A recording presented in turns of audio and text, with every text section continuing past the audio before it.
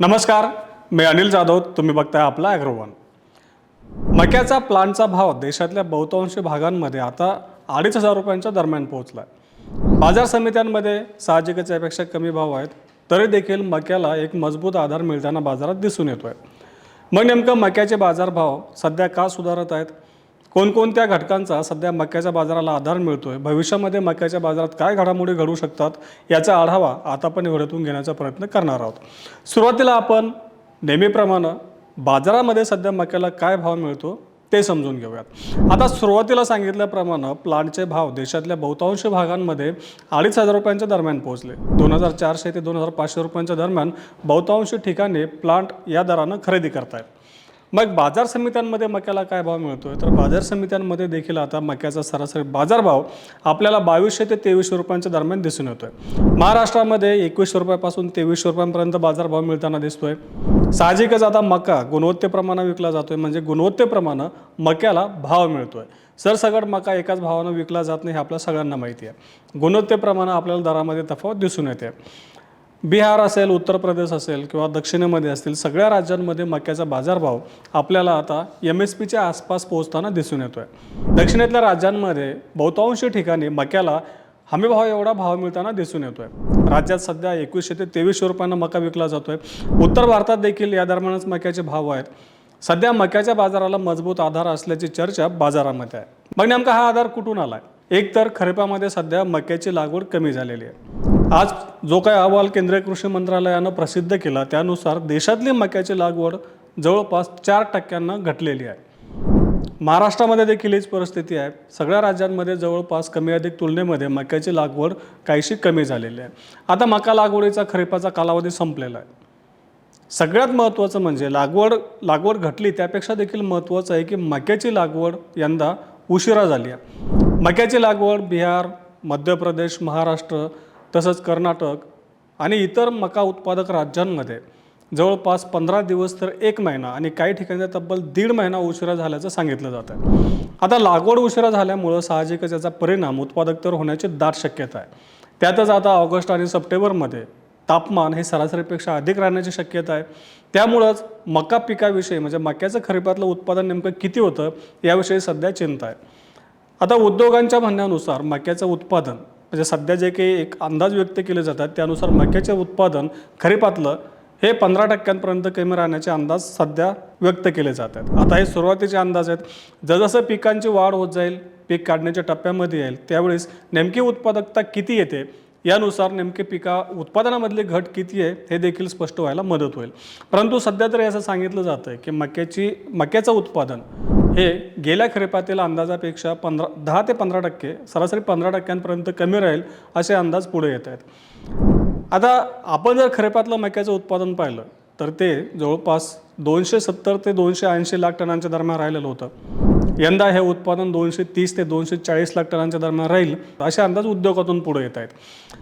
आता या पुढच्या टप्प्यामध्ये आपल्या महाराष्ट्रातला जो काही मका उत्पादक बेल्ट आहे त्या बेल्टमध्ये जशी पिकाची वाढ होईल, कणसामध्ये दाणे भरतील आणि पीक काढण्याच्या टप्प्यामध्ये येईल त्यावेळी नेमकी उत्पादकता किती ते आपल्याला स्पष्ट होईलच. परंतु सध्या तरी जे अंदाज पुढे येतात त्यामुळं मक्याच्या भावाला आधार मिळताना दिसून येतोय. आणखीन एक आधार मिळतो ते म्हणजे इथेनॉल उद्योगाकडून. तर तो कसा? तर पुढच्या कालावधीमध्ये म्हणजे जेव्हा आपला नवीन हंगाम आता ऑक्टोबरमध्ये सुरू होईल तेव्हा इथेनॉल उत्पादनासाठी म्हणजे इथेनॉल निर्मितीसाठी जो काही ऊसाचा वापर केला जातो त्यावर निर्बंध येण्याची दाट शक्यता आहे. सध्या उद्योगांमध्ये ती चर्चा सुरू आहे. त्यानुसार इथेनॉल निर्मितीसाठी थेट ऊसाचा वापर करण्यावर सरकार बंदी आणू शकतं.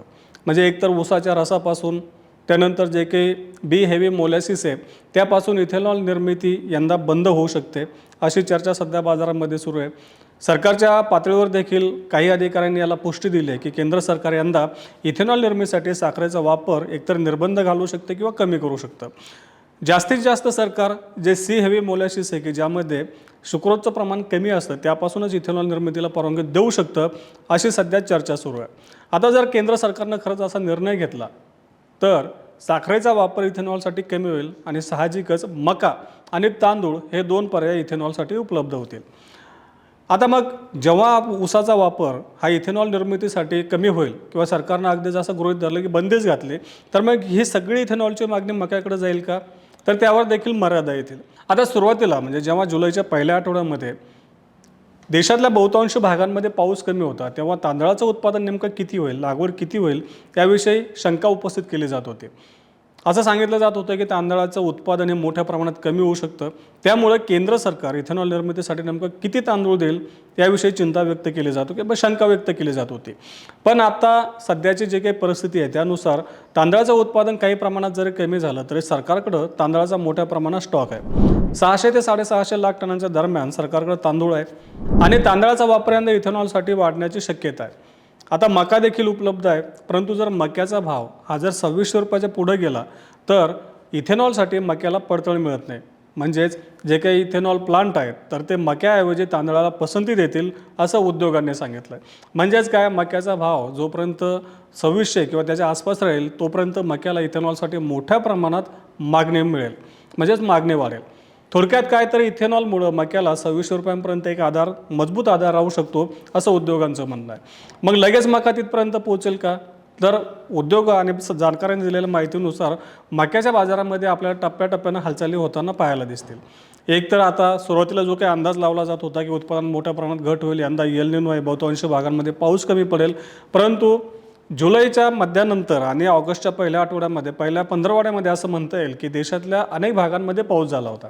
त्यामुळं पुन्हा एक बाजारामध्ये सेंटिमेंट तयार झालं की उत्पादन सुरुवातीला ज्या प्रमाणात कमी होईल असे अंदाज येत होते तेवढ्या प्रमाणात उत्पादनामध्ये घट होणार नाही. ही परिस्थिती केवळ मक्याचीच नाही तर सगळ्याच खरीप पिकांची आहे. त्यामुळं नेमकं उत्पादनाचं काय होतं त्याचा देखील आपल्याला बाजारावरती परिणाम होताना दिसून येईल. तरी देखील पुढच्या टप्प्यामध्ये मक्याच्या बाजारामध्ये आणखीन सुधारणा होण्याला वाव असल्याचं जाणकारांचं म्हणणं आहे. मक्याचा बाजारभाव आपल्याला हमी भावाच्या आसपास नवीन हंगामातील मका बाजारात येण्याच्या आधी दिसू शकतो असा अंदाज सध्याच्या परिस्थितीवरून अभ्यासकांनी व्यक्त केलेला आहे. म्हणजेच काय, जर समजा आपला मक्याचा बाजारभाव बाजार समित्यांमधला भाव हमी भावाच्या आसपास पोहोचला तर साहजिकच जे काही प्लांटचे भाव आहे ते 2500 रुपयांपेक्षा जास्त देखील दिसू शकतात, 2600 रुपयांपर्यंत देखील दिसू शकतात. परंतु तिथपर्यंत बाजार पुढच्या हंगामामध्ये देखील टिकण्याची शक्यता कमी आहे, कारण मध्ये आपला खरीपाचा माल देखील बाजारात येईल. जेव्हा आपला खरीपातला मका बाजारात येईल तेव्हा मक्याच्या बाजारामध्ये आणखीन 8 ते 10% करेक्शन येऊ शकतं, बाजारांमध्ये चढउतार दिसू शकतात असा अंदाज देखील सध्याच्या परिस्थितीवरून अभ्यासकांनी व्यक्त केला आहे. पण आपल्याला आणखीन एक गोष्ट लक्षात ठेवायची की सध्या जी परिस्थिती गृहीत धरून हे अंदाज व्यक्त केले जात आहेत त्या परिस्थितीमध्ये जर पुढच्या टप्प्यामध्ये बदल झाले, काही वेगळ्या घडामोडी घडल्या तर साहजिकच त्याचा देखील आपल्याला बाजारावरती परिणाम दिसू शकतो. परंतु सध्या साखरेचे भाव चांगले आहेत. साखर सध्या महाराष्ट्रासह देशभरामध्ये आपल्याला 47 ते 5000 रुपयांच्या दरम्यान होलसेलमध्ये विक्री होताना दिसून येते. म्हणजे जो काही कारखान्यांचा भाव येतो तो या दरम्यान आहे. आत्ताचा जो साखरेचा भाव आहे या भावानुसार साखर कारखान्यांना इथेनॉलपेक्षा ऊसापासून साखर निर्मिती करणं आणि ती विक्री करणं परवडतं आहे. त्यामुळं कारखाने देखील यंदा इथेनॉल निर्मितीसाठी इच्छुक दिसत नाहीत असं काही कारखानदारांनी सांगितलं.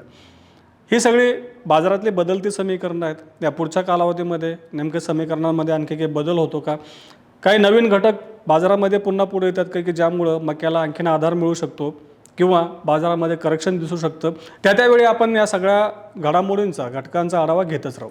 त्यासाठी आपल्या ॲग्रोवनच्या चॅनलला नक्की सबस्क्राईब करा आणि हा व्हिडिओ जास्तीत जास्त शेतकऱ्यांपर्यंत पोहोचवण्यासाठी लाईक आणि शेअर करायला विसरू नका.